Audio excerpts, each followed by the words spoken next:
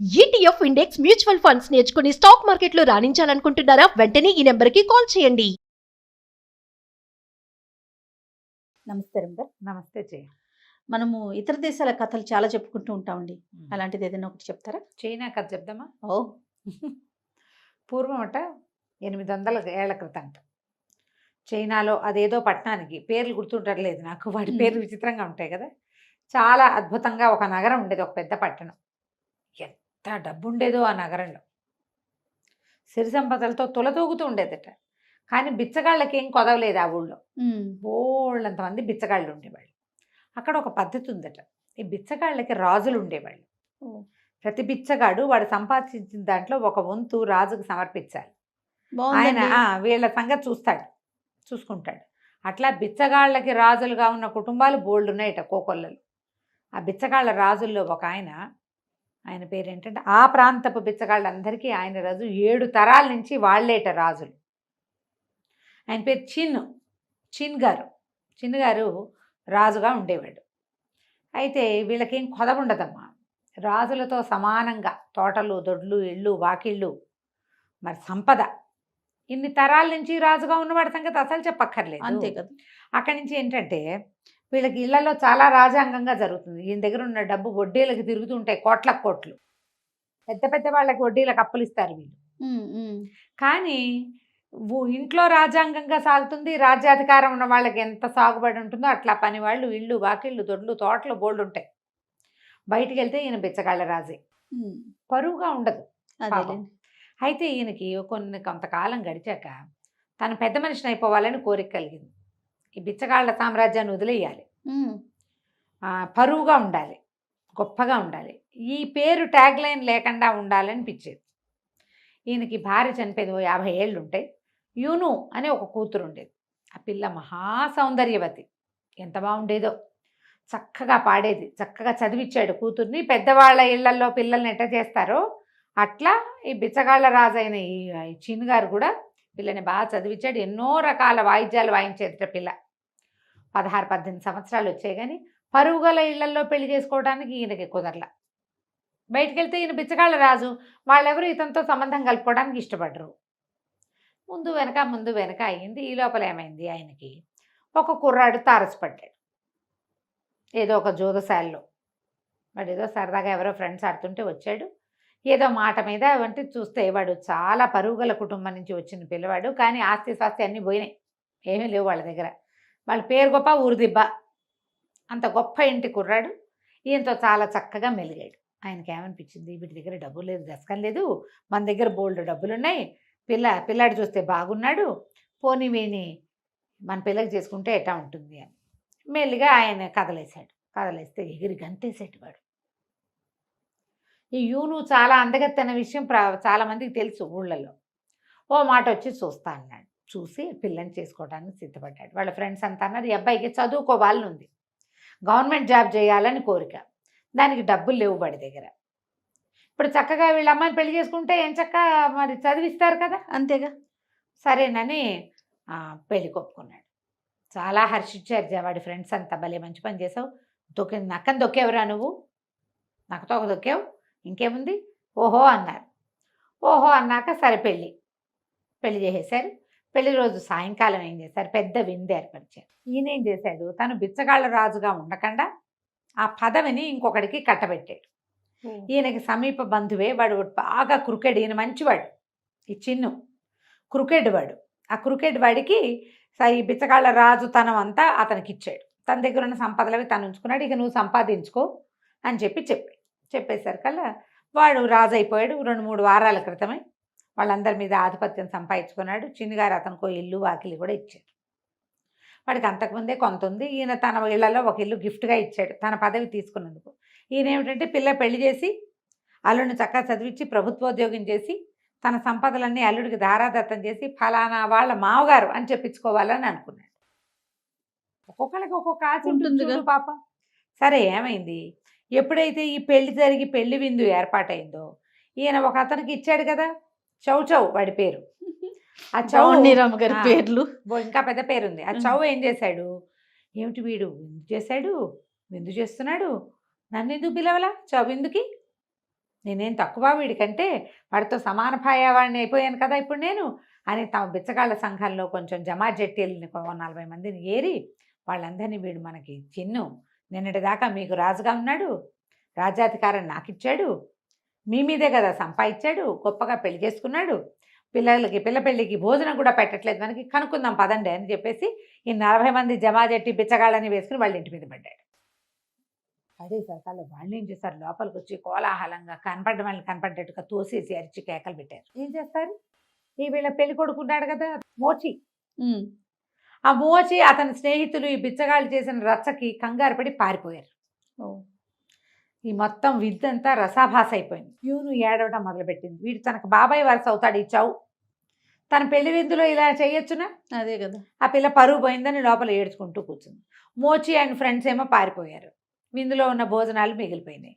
ఈయన ఏం చేశాడు, చిన్ను ఆ వచ్చిన బిచ్చగాళ్ళందరినీ దగ్గరికి పిలిచి, నాయన ఇది నేను ఇచ్చే విందు కాదురా, మా అల్లుడు తన స్నేహితులకి ఇచ్చుకుంటున్న విందు, మనకు విందు మళ్ళీ ఏర్పాటు చేస్తా అని చెప్పి వాళ్ళని బతిమలాడి ఎటాగు విందంతా రసాభాస అయింది కాబట్టి ఆ సామాన్లన్నీ వాళ్ళకి ఇచ్చి పంపించుకున్నాడు. ఆ మోచి 2 రోజుల తర్వాత వచ్చాడు.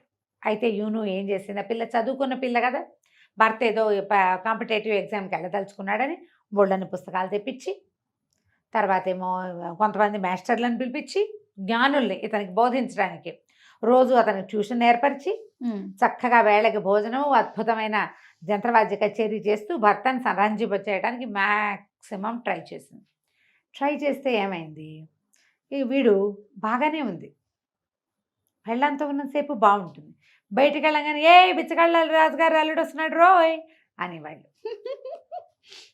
అతని ఫ్రెండ్స్ కూడా ఏరా ఇవాళ ఎవరింటి నుంచి వచ్చిందిరా మీ ఇంటికి భోజనం అలా అనేవాళ్ళు. వీళ్ళ దగ్గర డబ్బు ఉందని తెలుసు, ఒక రకమైన వెటకారం అనమాట. అదే కానీ ఇతను మాత్రం శ్రద్ధగా చక్కగా చదువుకున్నాడు. చదువు అయిన తర్వాత ఉద్యోగం వచ్చింది. దాని గవర్నమెంట్ పోస్టులకి రాయాలి పరీక్ష రాస్తే ఇతనికి ఒక ఆఫీసులో 2వ పోస్టు మేనేజర్ లాంటి పోస్ట్ వచ్చింది. వస్తే చక్కగా అతను ఆ మేనేజర్లకి డ్రెస్ కోడ్ ఉంది, సిల్క్ బట్టలు వేసుకుని ఎర్రటి టోపీ పెట్టుకుని ఒక కర్ర ఉంటుంది, ఆ చంకలో పెట్టుకుని వెళ్తాడు. ఆ చంకలో పెట్టుకుని ఇతను వెళ్తుంటే ఓహో బిచ్చగాడికి ప్రభుత్వ ఉద్యోగం వచ్చిందని అరిచేవాళ్ళు పిల్లలు. చాలా బాధగా ఉండేది. ఉద్యోగం వచ్చింది పెళ్ళాం వల్లే అన్నది మర్చిపోయాడు. చిరాకు వచ్చేసేది వైఫ్ని చూస్తే, అంత చక్కటి పిల్లని చూసినా కూడా. సరే ఏం చేశాడు, ఇక అట్టాగే గడిపేవాడు. ఇంతలో ఏమైంది, అతనికి వేరే ఊరికి ట్రాన్స్ఫర్ ఇచ్చారు. ఆ ఊరేమో ఇక్కడికి 4 రోజుల ప్రయాణం, పడవ మీద వెళ్ళాలి. సరే మామగారికి చెప్పి భార్యను తీసుకుని బయలుదేరితే సరే పడవ ఎక్కారు మొగుడు పెళ్ళాం. 2 రోజులు కులాసాగా గడిచింది. 3వ రోజు రాత్రి ఇతను పోయి బయట డెక్ మీద రాత్రి 11 గంటల వేళ నుంచున్నాక వాడికి అనిపించింది, సరిగ్గా నడి మధ్యలో ఉన్నాం, పెళ్ళాన్ని తెచ్చి ఇక్కడి నుంచి తోసేస్తే దాని పీడ విరగడైపోతుంది, ఇక నేను బిచ్చగాళ్ళ అల్లుండి అన్న మాట ఉండదు అబ్బా అని అనుకుని భార్య నిద్రపోతుంది. అప్పుడే 11 గంటల వేళ, అమ్మాయి 10ంటికి అన్నం తిని పడుకుంది. రా ఎంతో బాగుంది, వెన్నెల ఎంత బాగుందోనని దాన్ని లాక్కొచ్చాడు. ఇద్దరు కలిసి ఆడ పడవ మీద అటు ఇటు తిరిగాక ఆ డెక్క చివరి దాకా తీసుకెళ్ళి దబ్బుకొని నీళ్ళలో తోసేసి గబగబా కిందకి దిగొచ్చి స్పీడ్గా వెళ్ళిపోవాలి ఇక్కడి నుంచి, నాకు భయం వేస్తుంది ఇక్కడ అని బెదిరించాడు ఈ సారంగొల్ని. వాళ్ళు అతను ఏదో అంటే పైన వెన్నెల్లో తిరుగుతున్నాడు, దడబుట్టింది వీడికి, అందుకని పరిగెత్తమంటున్నాడు, స్పీడ్గా దాటిచ్చేసేయండి సుడి ఉంది ఇక్కడ అని చెప్పేసరికల్లా వీళ్ళెవరు చూడలేదు. చూసిన వాడు ఓహో వాళ్ళు ఏదో మోచి చెప్తున్నాడు కదా, ఆయన పైగా అధికారి కదా, పడవ లాగేశారు. తెల్లారేసరికి టీ తెచ్చిన వాడితో ఏడుస్తూ చెప్పాడు, నా భార్య నీళ్ళలో పడిపోయింది అని. వాడు పరిగెత్తుకుంటూ వెళ్ళి అయ్యో మోచి అయ్య గారి భార్య యూను గారు పడిపోయిందిట అని చెప్పంగానే వాళ్ళంతా ఏమనుకున్నారు, ఓరిని దొంగ మొహం, వీడు రాత్రి తోసేసాడు ఆ పిల్లని, అందుకనే తొందర పెట్టి ఉంటాడు అనుకున్నారు. కానీ అతను డబ్బు ఇవ్వాల్సిన వాడు ప్రభుత్వ అధికారి ఏమంటారు, అయ్యో లక్షణమైన పిల్ల, బంగారం వంటి పిల్ల, వీడు పాలపడి చచ్చిపోయిందే అని చింతించి నోళ్ళు గట్టిగా మూసుకుని దీనికి అడంకి తీసుకొచ్చి వదిలిపెట్టేశారు. వీడు కాస్త ఏడుపు మొహంతో ఆఫీసులో చేరాడు, భార్య నీళ్ళలో పడిపోయింది అని. సరే వాళ్ళు ఏదో గవర్నమెంట్ ఇల్లు ఏదో ఏర్పాటైంది, వంట మనుషులు పని వాళ్ళు ఉన్నారు, వాళ్ళతో మేనేజ్ అయిపోతున్నాడు. అయితే ఈ మోచి వచ్చిన రోజునే ఒక రోజుకి అటు ఇటుగా ఈ ఆఫీసులో ఎవరైతే ఇతను మేనేజర్ కదా, దీని మీద ఒక మేనేజర్ ఉంటాడు, జనరల్ మేనేజర్, రొట్టి మేనేజ్మెంటు జనరల్ మేనేజరు ఆయన కూడా ట్రాన్స్ఫర్ అయ్యి ఇక్కడికి వస్తున్నాడు. వాళ్ళ పడవ వస్తుంది. ఈ నీళ్ళలో పడిన యూను డామని నీళ్ళల్లో పడిపోలే, దానికి కాళ్ళ కింద ఏదో ఎత్తుగా ఉంది. ముందు దబుక్కిన పడింది, మెల్లిగా అది తేలేసరికల్లా కింద ఏదో దొరికింది ఆ పిల్లకి ఆధారం. ఒక నిమిషం నీళ్ళు తొక్కుని ఈదటం మొదలుపెట్టింది. కాస్త దానికి తెలివి వచ్చేసరికల్లా పడవ అంత దూరం వెళ్ళిపోయింది. అరిచినా కేకలు పెట్టా పడవ ఇది కావటంలా. పైగా నీళ్ళల్లో తోసేసిన వాడిని అరిస్తే మాత్రం వాడు ఎందుకు ఇచ్చేస్తాడు? అదే కదా. వాళ్ళని తనే పడిపోయింది అనుకో, తనే గనక పడిపోయింటే ఈ పాటికి దిగేవాడు కాదా మొగుడు? దిగలేదంటే ఏమిటి? తోసాడనే అర్థం. దానికి అసలు అర్థం కాల, తనే పడిపోయిందా వాడే తోసేసాడా అని. అవతల కాస్త సరే వెళ్ళిపోయింది ఆ పడవ. ఈ అమ్మాయి ఏం చేసింది, ఓ పక్కకి ఈదుకుంటూ పోయింది. ఈదుకుంటూ పోయి ఏదో చిన్న దీవల్లే ఉంది, అక్కడ గట్టు మీద కూర్చుని ఏడవటం మొదలుపెట్టింది. దేవుడా రావడా ఏం చేస్తుంది? సరే ఈ పడవ వెళ్ళిపోయిన ఒక 3-4 గంటలకి తెల్లవారుజామున 5 గంటలు అవుతుండగా ఒక పడవ ఆ వైపు నుంచి వచ్చింది. ఈ కొత్త జిఎం రావాలి కదా, ఆ జిఎం వచ్చే రూట్ అనమాట అది. ఓకే. భార్య భర్త ఇద్దరు వాళ్ళు ఏం చేస్తారు, తెల్లవారుజామున పౌర్ణమి రాత్రి కదా, తెల్లారే మెలకు వచ్చేసిందని 4:30కి లేచి వచ్చి డెక్క మీద కూర్చున్నారు. కూర్చుంటే పడవ ఈ ఒడ్డు పక్క నుంచి వెళ్తుంటే ఎవరో పిల్ల అక్కడ కనపడుతోంది, మంచి బట్టలు వేసుకుని ఉంది అని ఈయనేం చేశాడు, గబగబా సరంగుని కేకలు పెట్టాడు. అమ్మా అక్కడికి పట్టించు, ఎక్కడైతే ఇది దీవిలాగా ఉందో కొంచెం చిన్న ఒడ్డల్లే ఉంది, ఒడ్డు దగ్గర పట్టించు, పిల్ల ఎవరో ఉంది అక్కడని అక్కడికి తీసుకుపోయారు. తీసుకుపోతే ఏడుస్తున్నాయి, పిల్ల కనపడింది. వాళ్ళ పైకి ఎక్కిచ్చారు. ఏమిటమ్మా ఎట్టా వచ్చావు ఏమిటి అంటే, నేను ఏం చేయనండి ఇట్లా జరిగిందని అనేసరికి ఆయన ఆశ్చర్యపోయాడు. ఏం పర్వాలేదమ్మా, ఇంకో 1.5 పడుతుంది మనం వెళ్ళటానికి, నువ్వు మాతో ఉండు అని చెప్పి ఆ పిల్లకి పొడి బట్టలు కట్టించి ఏదో తిండి పెట్టించి పడుకోబెట్టారు. తాము ఇంటికి తీసుకుపోయారు. తీసుకుపోయాక మా 2వ రోజు 3వ రోజు ఈయన ఆఫీస్లో చేరాడు. మోచి చేరిన 3 రోజులకి ఈయన ఆఫీస్కి వచ్చాడు. సరే ఆయన వచ్చాడని మొత్తం స్టాఫ్ అంతా వచ్చి నిలబడ్డారు స్వాగత సత్కారాలకి. ఒక్కోళ్ళ పేరు పరిచయం చేస్తుంటే ఆ మోచిని చూసి బాగానే ఉన్నాడు, వీడికి ఇదేం మాయరోగం, లక్షణమైన పిల్లని ఇట బాగా ఎజ్జేసాడని చూశాడు. సరే అక్కడి నుంచి మోచిని అబ్జర్వ్ చేయటం మొదలుపెట్టాడు. ఒక 20 రోజులు పోయాక, నెలలు పోయాక, నాకు పెళ్లి కావాల్సిన కూతురుంది, ఏదైనా మంచి సంబంధం ఉంటే పెళ్లి చేస్తానని ఆఫీస్లో అనౌన్స్ చేశాడు.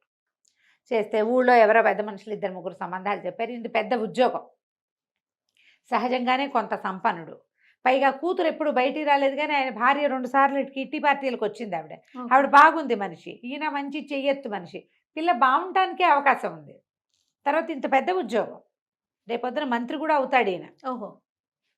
మంత్రి అయితే ఇంకా గ్రాండ్ ఇయర్ లైఫ్, మంత్రి గారు అల్లుడు మరీ గ్రాండ్ కదా. అంతే కదా. ఆఫీసులో వాళ్ళు ఎవరు పెళ్లి కానీ కుర్రాళ్ళు లేరు, వాళ్ళందరికీ తెలుసు మోచి భార్య పట్టి చనిపోయింది. కుర్రాడు కదా వాడు. ఏమన్నారు, మోచి ఉన్నాడండి, మోచిని చూడండి అంటే, ఏమో మా అమ్మాయిని పెళ్లి చేసుకుంటావా అన్నాడు. ఆడపిల్లని చూడాలి గిడ్డాలు ఏం లేవు, ఆల్రెడీ ఓసారి యూనూన్ చూశాడు కదా వీడు, అందుకని ఇంకా చేసుకుంటానండి అన్నాడు. ఎవరో ఒకళ్ళు మంచి, ఇప్పుడు మంత్రి గారు అల్లుడు అంటే ఎంత గ్రేటు, బిచ్చగాళ్ళ రాజుగారు అల్లుడు అంటే చీపు. ఓకే. పెళ్లి చేసుకుంటానన్నాడు. ఈ లోపల పెళ్లి సంబంధం అనగానే యూను ఏడవటం మొదలుపెట్టింది. పెళ్లి చేసుకోవటం ఏమిటి, 6 నెలలు కాపురం చేశాను నేను, నా పెళ్ళి అయ్యి 2-3 సంవత్సరాలు అయింది, నేను పెళ్లి చేసుకోను అంటే, అట కాదమ్మా, ఆఫీసులో ఉన్నవాడు మోచి, వాడి సంబంధమే ఆఫీసు వాళ్ళంతా చెప్తున్నారు, అబ్బాయినే చేసుకుందు కానీ నీ మొగుడే, కానీ వాడికి బుద్ధి వచ్చేలాగా చేస్తామన్నారు.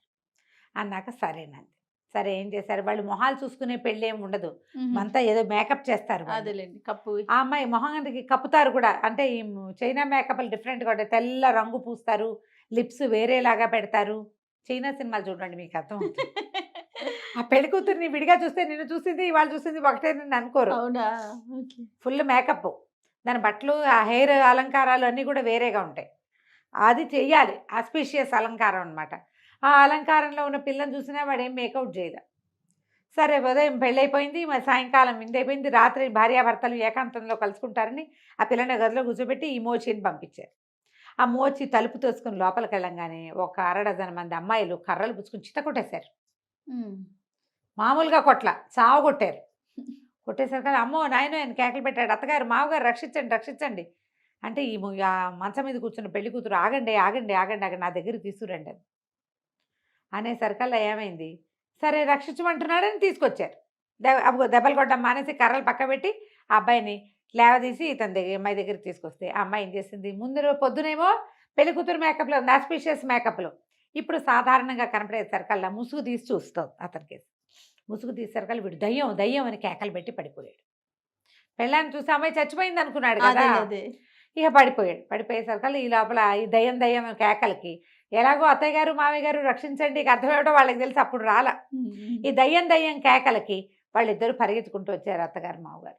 మొహం తిరిగి పడిపోయినాడు. వాడి మొహం మీద పన్నీరు చల్లి లేవ తీసుకూర్చోబెట్టారు. ఈ అమ్మాయి దయ్యం అండి అన్నాడు. అనేసరికి దయ్యం కాదు, నీ భార్యను నువ్వు తోసేసిన రోజే మేము రక్షించాము, నీకు బుద్ధి చెప్పడానికి ఆ పిల్లనే ఇచ్చి నీకు పెళ్లి చేసాం, నీ చదువుకి నీ ఉద్యోగానికి కారణమైన పెళ్ళాం నీకు నచ్చలేదు, మామగారు బిచ్చగాళ్ళ రాజు అవటమే నీకు బాధగా ఉంది, కానీ అతని డబ్బుతోటే నువ్వు చదువుకున్నావు, ఇట్లాంటి కృతజ్ఞతగా ప్రవర్తించకూడదు, నీ కృతజ్ఞతకి మందు ఇలా చావగొట్టిన దెబ్బలు అందుకు కొట్టించాను నేను అని చెప్పాడు. తర్వాత ఇతను సర్దుకుని ఆ పిల్లల్ని కాపురానికి తీసుకెళ్ళిపోయాడు. ఆ తర్వాత కాలంలో మోచియే మంత్రి అయ్యాడు. ఆ గవర్నమెంట్ ఆఫీస్ నుంచి క్రమంగా వజీర్లు అవుతారనమాట. తర్వాత కాలం అతను ఎప్పుడు బిచ్చగాళ్ళ రాజుగారు అల్లుడని అనేవారు కాదు. కథ కంచికి మనం ఇంటికి.